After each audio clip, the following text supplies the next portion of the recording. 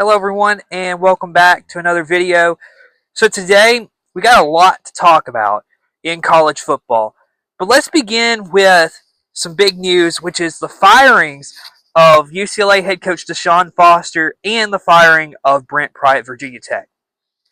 So both teams began the season 0-3 and what was not exactly great starts for either team, and it's been interesting to see how these teams have really not done good, especially UCLA with Nico Iamaleava coming in. You would have thought they would have done a whole lot better, but they start 0-3, and so both teams are going to be looking for a new head coach. I think that this is an interesting situation. So if you look at both teams, it's interesting because you could look at coaches and be like, there could be anybody. I'll start with Virginia Tech. I think the first guy they will probably end up going and talking to is Shane Beamer. I think it makes the most sense because his father Frank Beamer was a historic coach there at Virginia Tech, did a lot of good things for him, and so getting Beamer ball back in Blacksburg, I think would be something they would look at. However, I don't know if that's quite a possibility though, because I don't know if Shane Beamer would leave South Carolina for Virginia Tech. I just don't know if I see that. So it'd be interesting to see whether that happens or not. UCLA, on the other hand, again, it's just another situation. I'm not sure who would take the job because, first off, I'll say this. Virginia Tech, I think, is a more coveted job than UCLA. So I think Virginia Tech could get a better coach than UCLA right now because it's going to be difficult, especially right now, because if you look at the LA market for college football, you go to USC if you're in LA to play college football. You're not necessarily going to UCLA to play football. So I think it's going to be an interesting situation here. Virginia Tech, I hope both teams find good coaches because it'd be nice to see both teams really do well. I'll say this for UCLA though, going back to them real quick. Maybe there's a possibility in my mind. Maybe they want to go talk to Jim Mora about a return to UCLA. I think it'd be interesting because that was pretty much the last time they were actually decent in college football was with Jim Mora. So we'll just have to wait and see what ends up happening there. Looking at another situation, let's talk about the Florida Gators. Now, I know I talked about them last week, but it warrants to talk about them once again because of their putrid start, I would say. Of course, they played LIU, Long Island. That was an easy win because, if they lost that game, that would have been bad. But they took on South Florida at home, and South Florida dominated them. If we're going to be honest. Then, Saturday, they went to Death Valley to play LSU. And LSU got the better of them.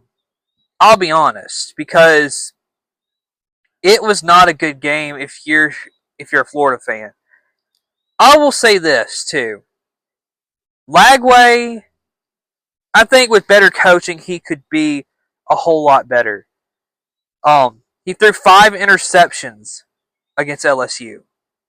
Now, I will say this. I think LSU's defense is good this year. This is probably the best defense that Brian Kelly's had at LSU. However, to throw 5 interceptions in a game, that's just remarkably bad. So, I would hope that Florida improves. But this week they got Miami. They're going to Miami to play. I think if they lose this game, he's done. Billy Napier is done. So it warrants the question of who would take over for Billy Napier. Well, I think there's a couple guys that I'm probably going to go talk to. I would say the first guy I would probably go talk to is I'm I'm flying up to Iowa, and I want to talk to Matt Campbell. Now, he has not jumped on and gone somewhere else to coach, but especially with the way that his team is playing this year at Iowa State, if I'm Florida, I want to go talk to Matt Campbell. I think that he's a good coach, and quite frankly, I think he would be a great fit for Florida.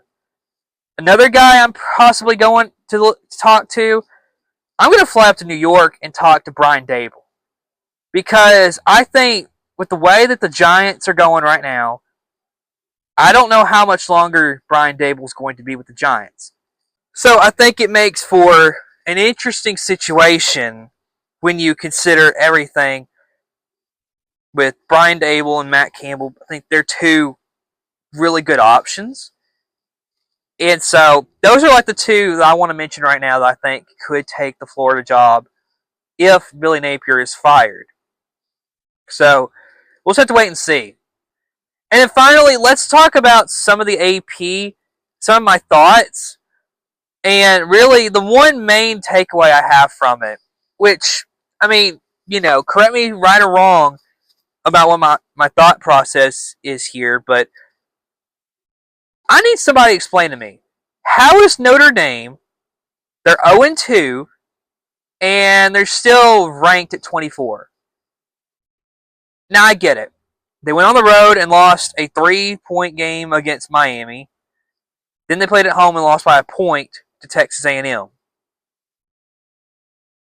But they're 0-2. How do you leave an 0-2 team in the rankings? That's the question I have. I put out my rankings. You can go look at it on the YouTube community post or on Facebook. But you can see one thing, and that is that I do not have Notre Dame ranked. Because I don't think they're one of the top 25 teams in college football right now. Plain and simple. So, I don't know why they're 0-2 and they're ranked 24. And I get it. In my rankings, I kept South Carolina in. But, they've actually won 2 games compared to no wins for Notre Dame. To me, that makes a big difference. But that's pretty much all I got to say about all these topics. If you disagree with me, put it in the comments. Let get a conversation going, and we'll see what comes of it. But folks, thanks for watching, and we'll see you again later.